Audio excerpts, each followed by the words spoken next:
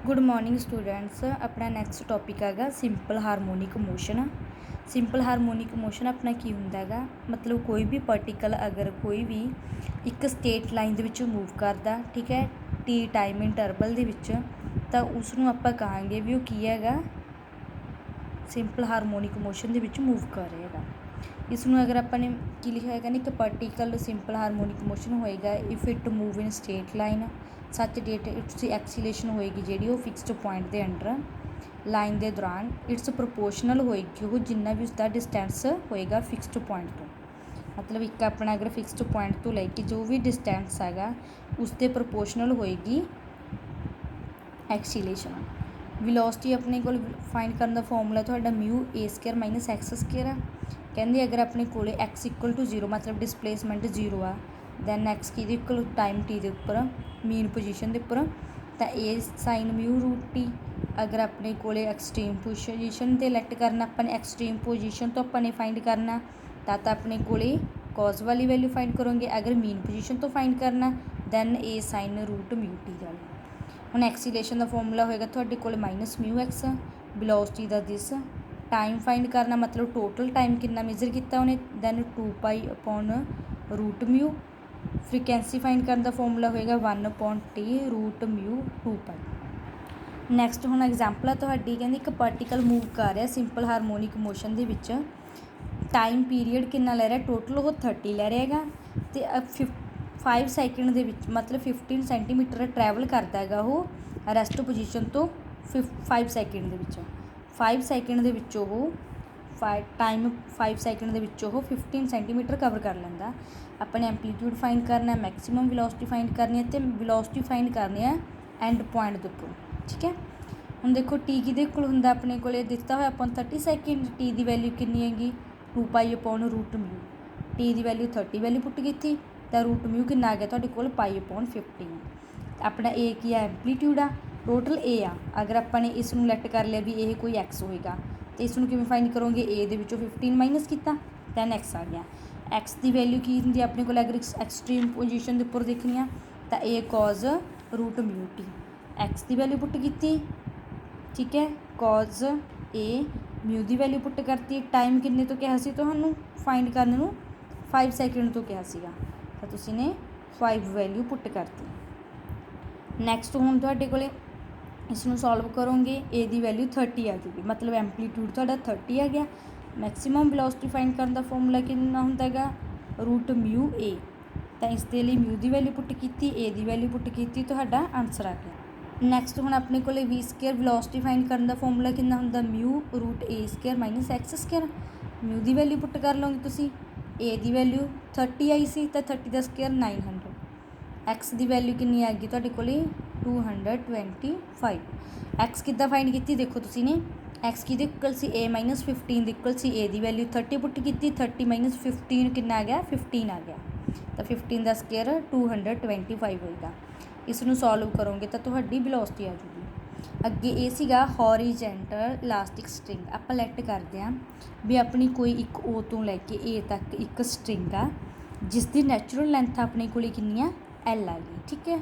उस तो बाद आप उसते वेट लगाने या किसी पॉइंट तक उन्होंने मूव करके लैके जाने, मतलब उन्होंने खिच के लैके जाने, तो वो आप लैट कर ली की है अपने को एक्स आ गई, तो उस तो अपने बी पॉइंट के उत्ते टोटल ए भी अपनी बी डिस्टेंस कवर किया उन्हें।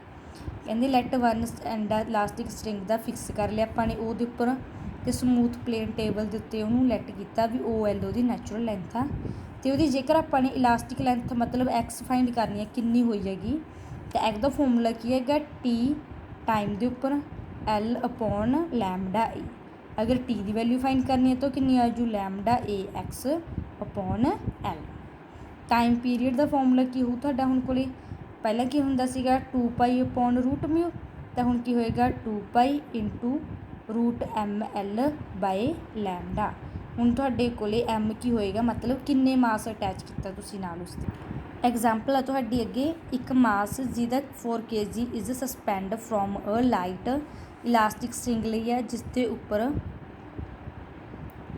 इलास्टिक स्ट्रिंग लई जिसके उपर तुसीं ने 4 kg वेट है जिहड़ा वो स्पैंड किया। ऑफ नैचुरल लेंथ उसकी कितनी हैगी 3 मीटर आ। ਤੇ ਐਕਸਟੈਂਡ ਹੋ ਗਈ ਹੁਣ ਉਹ 2 ਮੀਟਰ ਤੱਕ। ਏ ਤੇ ਬੀ ਉਹਦੀ ਨੈਚੁਰਲ ਲੈਂਥ ਆ 3 ਮੀਟਰ, ਜਦੋਂ ਉਸ 'ਤੇ ਵੇਟ ਉਹ ਕੀਤਾ ਤਾਂ ਉਸਦੀ ਲੈਂਥ ਕਿੰਨੀ ਹੋ ਗਈ 2 ਮੀਟਰ ਹੋਰ ਜ਼ਿਆਦਾ ਐਕਸਟੈਂਡ ਹੋ ਗਈ। ਵਨ ਐਕਸਟ੍ਰੀਮਿਟੀ ਆਫ ਸਟਰਿੰਗ ਫਿਕਸ ਕੀਤਾ ਐਂਡ ਅ ਮਾਸ 2 kg। ਹੁਣ ਆਪਣਾ ਜੋ ਮਾਸ ਹੈਗਾ ਉਹਨੂੰ 2 kg ਆ, ਇਸ ਲਈ ਉਹਨੂੰ ਸਿਲੈਕਟ ਕੀਤਾ 2g attach to the other, ਮਤਲਬ ਵਨ ਐਂਡ ਆਪਾਂ ਨੇ ਫਿਕਸ ਕਰ ਲਿਆ ਅਤੇ ਸੈਕਿੰਡ ਪੁਆਇੰਟ ਦੇ ਉੱਤੇ ਆਪਾਂ ਨੇ ਮਾਸ ਅਟੈਚ ਕਰਤਾ। The mass is held so that the string is just understand and is then let to go. ਉਸ ਤੋਂ ਬਾਅਦ ਉਸਨੂੰ ਆਪਾਂ ਅਗਰ ਮਤਲਬ ਲੈਫਟ ਕਰਤਾ ਤਾਂ ਉਸ ਤੋਂ ਬਾਅਦ ਆਪਾਂ ਨੇ ਫਾਈਂਡ ਕਰਨਾ ਉਸਦਾ ਐਂਪਲੀਟਿਊਡ ਕੀ ਆਊਗਾ, ਟਾਈਮ ਪੀਰੀਅਡ ਕੀ ਆਊ ਅਤੇ ਉਹਦੀ ਵੈਲੋਸਿਟੀ ਕੀ ਆਊ। ਮਤਲਬ ਆਪਾਂ ਨੇ ਏ ਫਾਈਂਡ ਕਰਨੀ ਆ, ਟੀ ਫਾਈਂਡ ਕਰਨੀ ਆ ਅਤੇ ਵੈਲੋਸਿਟੀ ਫਾਈਂਡ ਕਰਨੀ ਆ ਆਪਾਂ ਨੇ ਮੈਕਸੀਮਮ। ਹੁਣ ਦੇਖੋ ਆਪਣੇ ਕੋਲ ਮਾਸ ਕਿੰਨਾ ਸੀਗਾ, ਆਪਾਂ ਨੇ ਜੋ ਅਟੈਚ ਕੀਤਾ ਹੈਗਾ 4 kg extend natural length 3 metre ਤੋਂ ਕਿੱਥੇ ਗਈ ਉਹ 2 ਮੀਟਰ, ਮਤਲਬ 2 ਮੀਟਰ ਟੋਟਲ ਆਪਣੀ 3 ਸੀ, ਉਸ ਤੋਂ ਬਾਅਦ ਐਕਸਟੈਂਡ ਕਰਤੀ ਤਾਂ ਉਹ ਕਿੰਨੇ 'ਚ ਐਕਸਟੈਂਡ ਹੋਈ ਹੈ 2 ਮੀਟਰ ਦੇ ਬਾਈ। ਉਹਦੇ ਲੌਂਗ ਹੁਣ ਟੈਂਸ਼ਨ ਹੋਏਗੀ, ਟੀ ਲੈਟ ਕਰ ਲਈ ਆਪਣੀ ਟੈਂਸ਼ਨ। ਟੈਂਸ਼ਨ ਦਾ ਫਾਰਮੂਲਾ ਹੁਣ ਆਪਣੇ ਕੋਲ ਕਿੰਨੇ kg ਵੇਟ ਅਟੈਚ ਕੀਤਾ ਸੀਗਾ 4 kg, ਦੈਨ 4 kg ਦਾ ਕਿੰਨਾ ਆ ਗਿਆ 4 × g ਟੈਂਸ਼ਨ ਦਾ ਫਾਰਮੂਲਾ। ਟੀ ਦੀ ਵੈਲਿਊ ਕਿੰਨੀ ਹੈ 4g ਇੰਟੂ ਫਾਰਮੂਲੇ ਕਿੰਨਾ ਇਹਦੇ ਕੋਲ ਹੁੰਦਾ 2π/ ਨੈਚੁਰਲ ਲੈਂਥ, ਮਤਲਬ 2π/L ਹੁੰਦਾ ਗਾ, ਠੀਕ ਹੈ 2π/L। L ਆਪਣੀ ਕੀ ਹੈ ਨੈਚੁਰਲ ਲੈਂਥ ਆ, ਤਾਂ L ਕਿੰਨਾ ਆ ਗਿਆ 3। ਇਸ ਦੇ ਨਾਲ ਤੁਹਾਡੇ ਕੋਲ ਲੈਮਡਾ ਦੀ ਵੈਲਿਊ ਕਿੰਨੀ ਆ ਜੂਗੀ 2π ਦੀ ਲਗਾਓ ਜਾਂ ਲੈਮਡਾ ਦੀ ਕਿੰਨੀ ਆ ਗਈ 6g ਆ ਗਈ ਮੋਡੂਲਸ।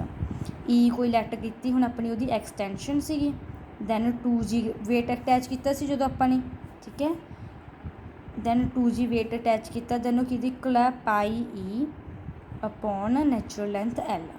2g ਲੈਮਡਾ ਦੀ ਵੈਲਿਊ ਆਪਣੇ ਕੋਲ ਕਿੰਨੀ ਆਈ ਹੈ 6g ਵੈਲਿਊ ਪੁੱਟ ਕੀਤੀ, E × L 3 ਨਾਲ 6 ਕੈਂਸਲ ਹੋ ਕੇ 2g, ਤਾਂ ਐਕਸਟੈਂਸ਼ਨ ਆਪਣੇ ਕੋਲ ਕਿੰਨੀ ਆ ਗਈ 1 ਆ ਗਈ। ਹੁਣ ਇਸ ਤੋਂ ਬਾਅਦ ਕਹਿੰਦੇ ਵੀ ਅਗਰ ਆਪਣਾ ਉਹ ਸਟੋਨ ਸੀ ਜਿਹੜਾ ਉਹ ਡਰੋਪ ਹੋ ਗਿਆ B ਪੁਆਇੰਟ ਤੋਂ, ਠੀਕ ਹੈ ਵਿਦ ਐਕਸਟੈਂਸ਼ਨ। ਹੁਣ ਜਦੋਂ ਡਰੋਪ ਹੋ ਗਿਆ ਤਾਂ ਜੋ ਵੀ ਉਹਦੀ ਐਕਸਟੈਂਸ਼ਨ ਸੀ ਉਹ ਬੈਕ ਜਾਊਗੀ, ਤਾਂ ਹੁਣ ਉਸਦਾ ਫਾਰਮੂਲਾ ਟੈਂਸ਼ਨ ਦਾ ਕੀ ਹੈਗਾ, ਟੈਂਸ਼ਨ ਦਾ ਫਾਰਮੂਲਾ ਹੋਏਗਾ lambda E + x/ distance.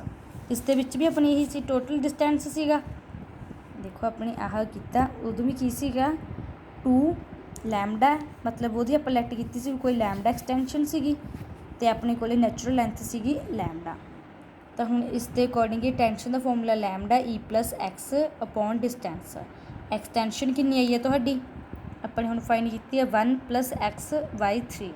Lambda ਦੀ ਵੈਲਿਊ ਕਿੰਨੀ ਸੀ 6g ਵੈਲਿਊ ਪੁੱਟ ਕਰਤੀ ਤੁਸੀਂ ਨੇ 1 + x/3 ਕੈਂਸਲ ਹੋ ਕੇ ਕਿੰਨੀ ਆ ਗਈ ਟੈਂਸ਼ਨ 2g 1 + x। ਜਦੋਂ ਸਟੋਨ ਡਰੋਪ ਹੋ ਗਿਆ ਉਦੋਂ ਟੈਂਸ਼ਨ ਕਿੰਨੀ ਆ ਗਈ 2g 1 + x।